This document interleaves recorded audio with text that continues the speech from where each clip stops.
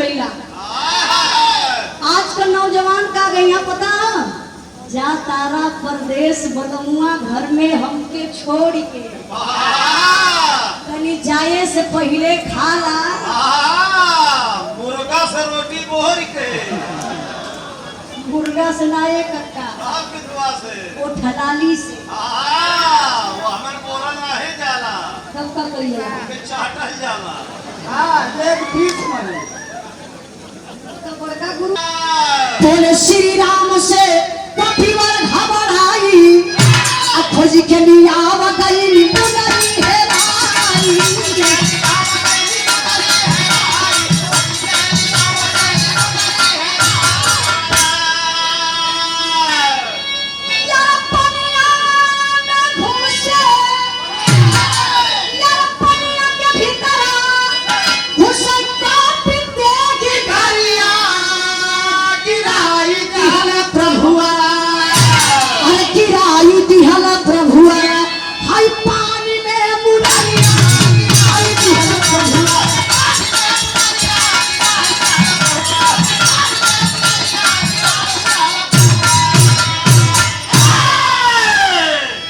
बिरहा के भाव पर प्रसन्न होकर के हमारे बड़े भैया जय नारायण प्रधान जी मैरहा के धरती से 100 रुपए का पुरस्कार देकर के आप सम्मान किए। आपके चरणों में बहुत बहुत प्रणाम आशीर्वाद बचा रही। बिरहा पर ध्यान नहीं बाबू, भगवान रामचंद्र जी स्नान करे लगलन, स्नान करत करत शरीरिया कपावे लगलन, शरीरिया कपार की अपन अंगूठिया जान बुझ कोई पनिया में गिरा और अंगूठी पानी में गिर गई। हनुमान जी के भगवान रामचंद्र जी चिल्ला के पुकारत हुआ, करा हनुमान, अरे मेरे भक्त, गजब हो गया, हमारी अंगूठी तो पानी में गिर गई। हनुमान जी आओ न ताव कुछ ना देखना, भागल भागल अइले, अंगूठिया देखत हो वो पनिया में गिरल बा, उहे जात बा, तबले हनुमान जी छपाक से कूदले पानी में। हनुमान जी अंगूठिया पकड़ल चाहत हो, लेकिन अंगूठिया पकड़ा दिला हो, अंगूठी नीचे चल जात बा, कोशिश करत हो, लेकिन अंगूठी 7 पतालपुरी में जाए के अंगूठी हेराई गई, मिलती ना हनुमान जी की अंगूठी। अब हनुमान जी और घबराए लगन, कहना मैं प्रभु भगवान रामचंद्र जी का सच्चा भक्त, प्रभु को क्या जवाब दूंगा, अंगूठी तो खो गई। वही पतालपुरी में भगवान का करिश्मा देखा, एक थे साधु बाबा सीताराम सीताराम सीताराम सीताराम सीताराम सीताराम का जाप करत मिलत था। तब हनुमान जी का दिल तनी सा ठौरी फैल, अरे तो पतालपुरी में हमारे प्रभु भगवान रामचंद्र जी का कोई भक्त है।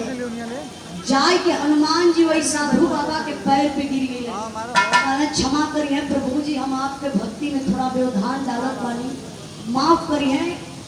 एगो सवाल आपसे बा, हम प्रभु भगवान रामचंद्र जी का भक्त बानी हनुमान, प्रभु भगवान रामचंद्र जी का एक अंगूठी आई है, यही पतालपुरी में आई के खोई गई। अगर प्रभु जी आप देखले हो तो हमके वो बता दें, अंगूठिया हम लेके जाइए।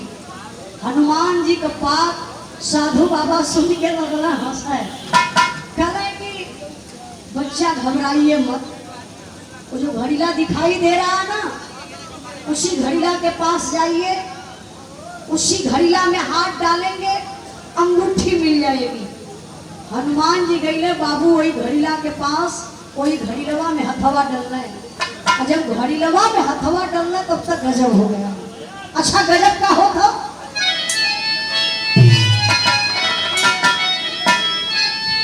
अरे मुनरिया का सवा ठगो रही, देखत महावीर के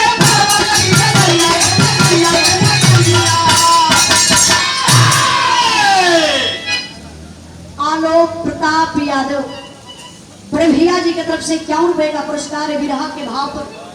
भैया के चरणों में बहुत बहुत प्रणाम। विरहा पर ध्यान नहीं बाबू, अच्छा, विनोद ठेकेदार महोदय जी की तरफ से 100 रुपए का पुरस्कार आपके चरणों में बहुत बहुत प्रणाम। ध्यान रहे बाबू, मुनरिया 108 गो रही, देखत महावीर के भरमन लगी नजरिया। हनुमान जी गईले वही घड़ी लवा में हथवा डलल, अब देखत हम तो भर यजुरी अंगूठी। अभी सोचे वाली बात है कि अंगूठी गई एक गो, अब पतालपुरी में जाएंगे 108 गो अंगूठी हो गई, और सब एक बरन के अंगूठी, सब पे राम राम लिखल हो। हनुमान जी समझ ना पौलन कि कौन अंगूठिया वही गाइल है। भर यजुरी का अंगूठी लेके हनुमान जी कोई साधु बाबा के पास गया, कहा प्रभु जी जो न वही के अंगूठिया आई है वही के निकाल के दे देगी। साधु जी वह अंगूठी निकलना हनुमान जी के देहलन, और 107 गो अंगूठी के हनुमान जी वही ईमानदारी से ले जाए के घड़ीला में रख डाले। एक अंगूठी जवन भगवान रामचंद्र जी का गई रहल पतालपुरी में, वही अंगूठी के लेके हनुमान जी अलन भगवान रामचंद्र जी के पास। अंगूठिया ऐसे थमावत हो, हनुमान जी कांपत हो। भगवान राम कहले कि अरे भक्त क्या हुआ, क्यों कांप रहे हो? काला प्रभु जी पानी ठंडा ज्यादा लग गया। काला प्रभु जी आप अंगूठी एक गो गई, अब पतालपुरी में जाके 108 गो हो गई।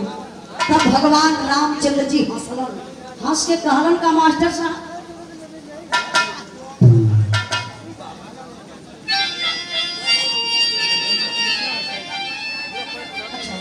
आप मनीष मिश्रा जिला पंचायत सदस्य के बात भगवान हसन लगे रघुराय पाके बजरंगी, थोड़े जल में गईला तू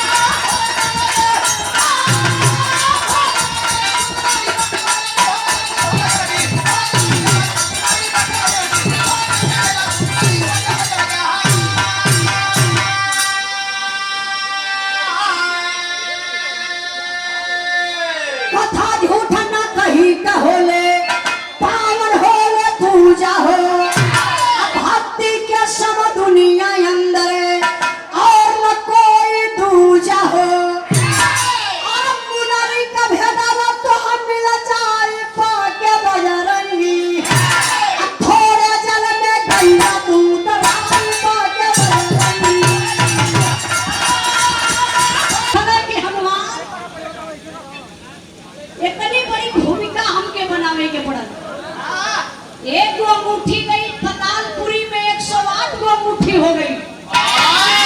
समझ ना पौला कि कौन अंगूठिया वही ने कयाई है, तू घबरा गईला। जानत हुआ काहे तनी बड़ी भूमिका बनौली, ये लिए तनी बड़ी भूमिका बनौली कि जौन का घुसुंडी कथवा सुनावत ना जंगलवा में कि जौने समय लक्ष्मण के शक्ति बाण लगल लाल त सूरज से तू मिल के गलला, तोके बड़ा घमंड भयल कि हम सूरज से मिल के गईली, कहली उगवा तक घोट जाइबे। यही लिए इतनी बड़ी भूमिका हमके बनावे के पड़ल कि कथा होत रहल तो सही रहल, और वही भी हनुमान जी के विश्वास ना होत। कहना प्रभु जी कैसे बतिया मानी, हम तो सूरज से मिल के गलली, लेकिन का घुसुंडी कहले कि सूरज के 100 योजन ऊपर से गलली। ना प्रभु जी कथा का घुसुंडी गलत सुनावत रहल। तब फिर भगवान रामचंद्र जी 108 परमार में हनुमान जी के सामने लिया के साक्षात रख डालो। कथा जंगल में झूठ होता रहा कि सही कैसे, जरा आप लोग विचार करिए। बिरहा कर पूरा निचोड़ 4 लाइन हमारे गुरु जी माननीय प्यारे लाल कवि जी बड़ा इंपॉर्टेंट लाइन लिखी। ये लाइन आप लोग समझ लिए, पूरी बिरहावा आप लोगों के दिल दिमाग में उतर जाए। ये 100 रुपए का पुरस्कार कनक स्वीट हाउस भैया जी की तरफ से 100 रुपए का पुरस्कार, भैया के बहुत बहुत प्रणाम। और 51 रुपए का पुरस्कार लगातार पुरस्कार हमारे बड़े भैया ओमकार कनेक्शन बैंगलोर संतोष प्रजापति सिसवा पांडे बड़े भैया जी की तरफ से। और 200 रुपए का पुरस्कार अंशु यादव ग्राम प्रधान पकड़ी लाला से बड़े भैया जी की तरफ से 200 रुपए का पुरस्कार। बहुत बहुत प्रणाम। बोल रही है विनोद यादव। अच्छा, राजेंद्र यादव मझौली से बड़े भैया जी की तरफ से 51 रुपए का पुरस्कार। भैया के बहुत बहुत प्रणाम। आई 108 प्रमाण में भगवान रामचंद्र जी हनुमान जी के बतौलन कि जंगल में का भुजुंडी कथा कैसे सही सुनावत रहल।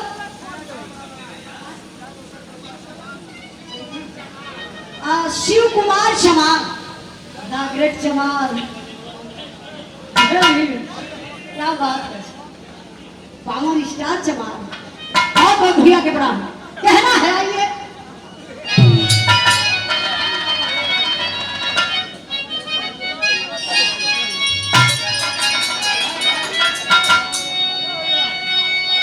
बोले भगवान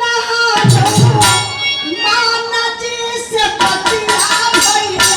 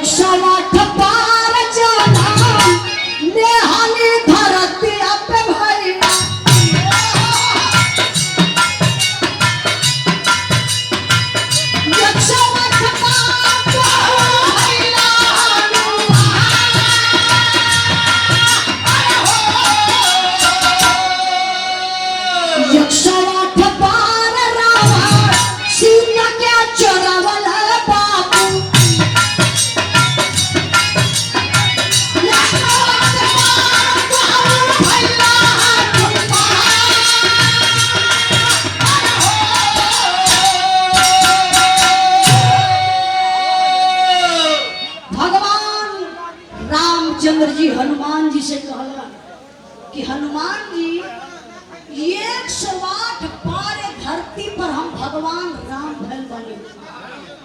108 बार तू हनुमान भैल होगा। 108 बार रावण सीता के चरौले बा। 108 बार लक्ष्मण के शक्ति पान लगल बा। 108 बार तो संजीवन बूटी आने बदे गल हुआ। का तुमके याद है कि 107 बार कैसे गलला। अब हनुमान जी का टंगरी हिले लगल। अब इनके विश्वास उठे लगल। ऐसे हाथ जोड़ना भगवान के पैरिए पर गिर गए। कहना प्रभु जी हमके यही जन्मवा का बतिया याद रहा है जब हम गईली संजीवन बूटी आने बदे तो सूरज से मिल के गईली। काली उग जाइबा तो घोट जाइबे ना समझ में आया तो पूरा पहाड़वा लेके चल जानी। आप लोग फिगर में देख ले हुए हैं, सीरियल में टीवी में देख ले हुए हैं हनुमान जैसे पहाड़ लेके उड़त हुआ कि ना देख ले वो लोग। सबसे कितना बमसुरा हमारे देश में घूम रहे वैसे लोग हाँ जरूरी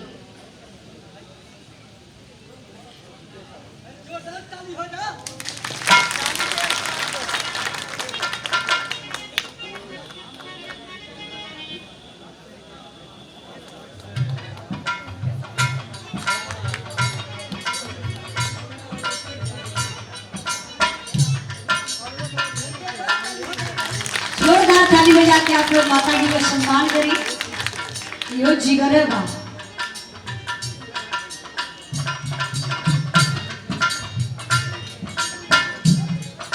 देखिए हमारे चुलबुल भैया के माता जी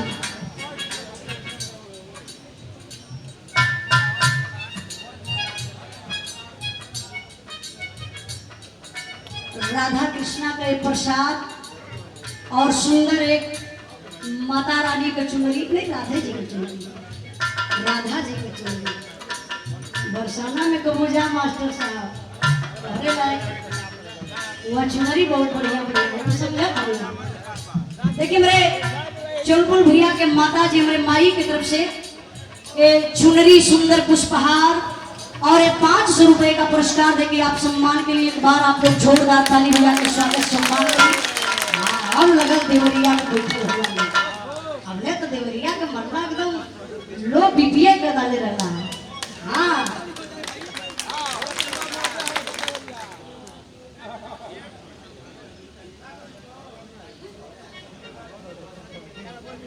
हाँ तब तो जरूरी है।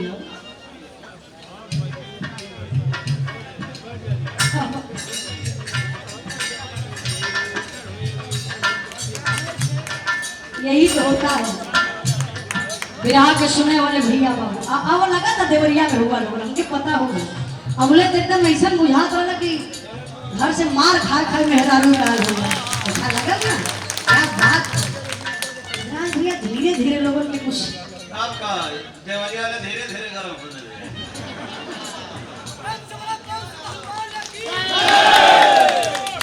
जाना थे हम कहीं इज्जत सम्मान कहीं बाजार में बिकेला नहीं। अब कहाँ मिलेला? इज्जत लिहल जाला और इज्जत दिहल जाला। तनी उम्र में कह जने की इज्जत हलवा मास्टर साहब। एक भोजू महाराज के देखा कौन उनके पे सरकारी बिल्ला लगल की इज्जत लुटे ले। पूरी नजर वाले तेरा मुंह काला। अरे उन्हों के मेहरारू हो ऐसा मत बोला।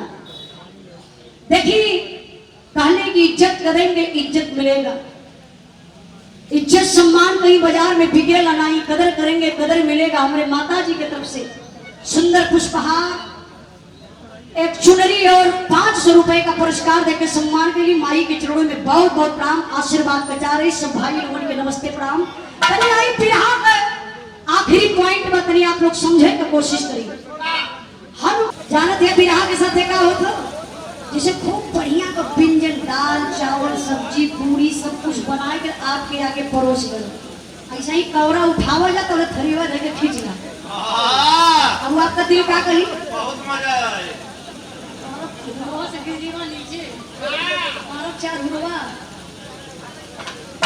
तो देखिए वह हाल हमान के साथ होता।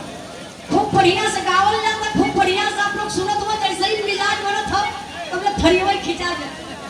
भैया तेल बचाओ तेल। कमेटी वाले भैया ज्यादा तेल ना खाओ। बिरहा में व्यवधान पड़ी पब्लिक के बुरा लगी पब्लिक जाए लगी बिरहा बिगड़ जाई। सिर्फ अब इतना दिन से इंतजार लोग करत रहा कि बिरहा चलल जाई सुनल जाई थोड़ा सा तेल खातिर अगर बिरहा खराब हो जा तो ना इंसाफी बा। कमेटी के भाई लोगों से हाथ जोड़ के निवेदन करत बानी कि जो हमारे ही बेरी भयल भयल है अब सुनना हो तो ठीक है। कैसे बिरहा हमारा टुकड़ा टुकड़ा होगा। आप लोग का दोष ना आप लोग कितनी मेहनत करो जब बार बार ठरियो हटावे जाइए भैया आप मत पूछिए ठीक ना। अगर आप मत पूछिए आई बिरहा कहा वाले भैया क्यों जाने हमारी मदद कदा बता दो खाली हम समझ जाएंगे कहा। हाँ पहाड़वा बड़ा चर्चा पकड़ ले हो ये को पाथर ऊपर ना आ जाए। सच्चा में भैया पकड़ ले होगा तो हाँ ऐसा खोले तो तब ना। देखिए हनुमान जी ऐसा पहाड़ लेके उड़त हम सीरियल में आप लोग देखले बानी फोटो में देखले बानी। ये हनुमान जी पहाड़वा लेके उड़त हमें कि अगर सूर्योदय हो जाई और संजीवन बूटी ना आ पाई तो हनुमान जी को सॉरी लक्ष्मण जी का मौत हो जाई। ये लिए हनुमान जी कहले पहाड़वा पे संजीवन बूटी कहाँ कब ले खो जाओ। एक काम करी पहाड़वा उठौले चली पहाड़ लेके हनुमान जी अइलन संजीवन बूटी पिसाई हनुमान जी के पियावल और हनुमान सॉरी लक्ष्मण जी के पियावल लगल और लक्ष्मण जी जीवित होइलन। लक्ष्मण जी के आराम होइलन। लेकिन होई देखा ई बतिया जब हनुमान जी सुनलन तो हनुमान जी का कान खड़ा होके लगल। हाथ जोड़ के भगवान रामचंद्र जी के पैर पे गिर गए कहना प्रभु जी हम विश्वास हो गल कि का घुसुंडी जो कथा सुनावत रहन जंगल में वो सही रहा झूठ ना रहा। लेकिन प्रभु जी आपका भक्त बनी आपसे एक निवेदन करत बानी हमारे बात मान जाए। भगवान रामचंद्र जी कहना एक अंगूठिया ही आपके हथवा में बा और 107 गो अंगूठी पतालपुरी घड़ीलवा में बा मिला के हो गई 108 गो अंगूठी। 108 गो अंगूठी के लिए आए के कलयुग में कोनो ऐसा स्थान दे दिया जा जो उन्हें से आपका पूजा कलयुग में भी हो। तो देखिए 108 गो अंगूठी का स्थान एक कलयुग में भगवान रामचंद्र जी का देत हूँ। लेकिन आप लोग ध्यान से सुनिए, कभी कभार कोई सवाल कर दिला ना कि मुसलमान भाई में लिखल जाला कितना इंद्राज भाई 786, लेकिन अपने हिंदू धर्म में श्री श्री 108 का ही लिखल जाला। आई बतावत बनी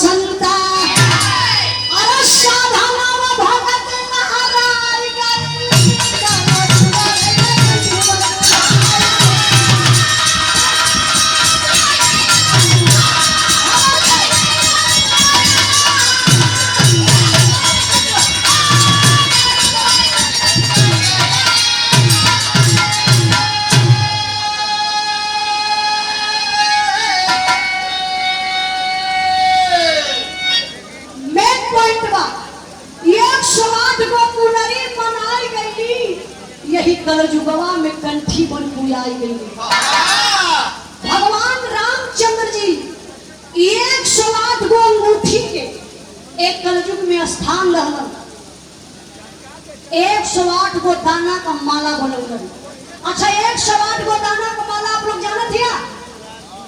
कुछ लोग कहेला रुद्राक्ष का माला, कुछ लोग कहेला तुलसी का माला। मंदिर को होई तो जाए के देख लिया, मंदिर पे जरूर रहेला।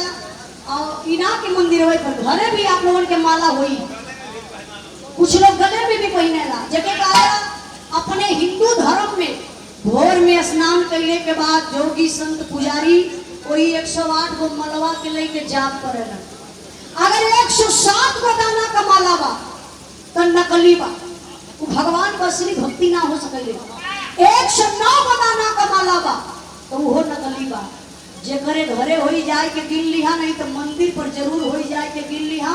108 गो दाना का माला होला, वही के अपने हिंदू धर्म में जाप करने से भगवान का भक्ति पूरा होले। यही से अपने हिंदू धर्म में लिखल जाला श्री श्री 108। कभी भी अगर आप लोगों से कोई सवाल करी, हिंदू मुसलमान बैठ गया 786, अपने मुसलमान भाई लोग काहे लिखल और तोहर हिंदू हो बतावा श्री श्री 108 काहे लिखल जाला, तो पक्का हो जाएगा। तुरंत हमार बिरहा याद करे, अरे यार उजलवा अलीलाल सलेमपुर में कहत रहा श्री श्री 108। पूरी बिरहा दिमाग में बैठा लिया, तुरंत जवाब दे दिया और पास हो गया। ऐसे लिखल जाला अपने हिंदू धर्म में श्री श्री 8। पूरा मनवा नकली बना रहा श्री श्री 108। तो आई बिरहा का आखिरी लाइन बा, आखिरी भाव बा, कहना बा